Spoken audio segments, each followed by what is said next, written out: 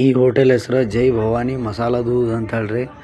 ನಮ್ಮ ಫ್ರೆಂಡ್ ಕರ್ಕೊಂಬಂದಿದ್ರು ಇಲ್ಲಿಗೆ ಮಸಾಲ ದೂದ್ ಕೊಡ್ಸಕ್ಕೆ.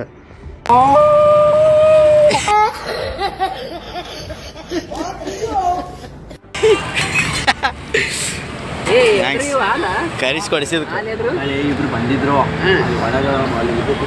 ನಮ್ಮ ಫ್ರೆಂಡ್ ಈಗ ನನಗೆ ಮಸಾಲ ದೂದ್ ಕೊಟ್ರಿ, ಅದನ್ನು ಟೇಸ್ಟ್ ಮಾಡಾಕತ್ತೀನಿ. ಟೇಸ್ಟ್ ಮಾತ್ರ ನೆಕ್ಸ್ಟ್ ಲೆವೆಲ್ ರೀ.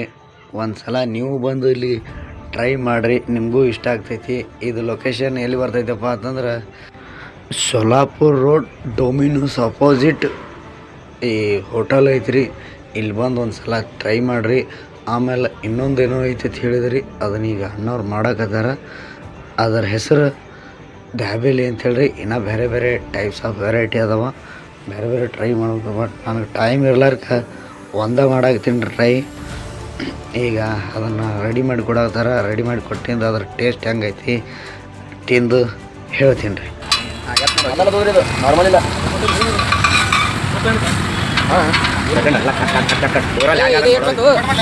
ಇಲ್ಲ ನಾ ಈ ಕಡೆ ಒಂದು ಪೀಸ್ ಕಟ್ ಮಾಡಿ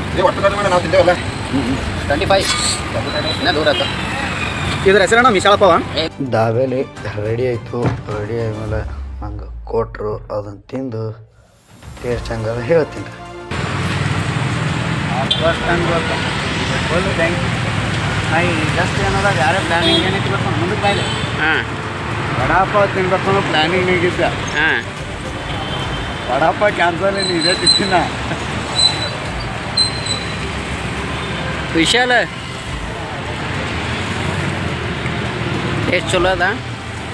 ನನಗೆ ಎಕ್ಸಾಮ್ ಹಾಕ್ಸೋದು. ಒಂದು ಸಲ ಎಲ್ಲರೂ ಬಂದು ಟ್ರೈ ಮಾಡಿ ನೋಡ್ರಿ.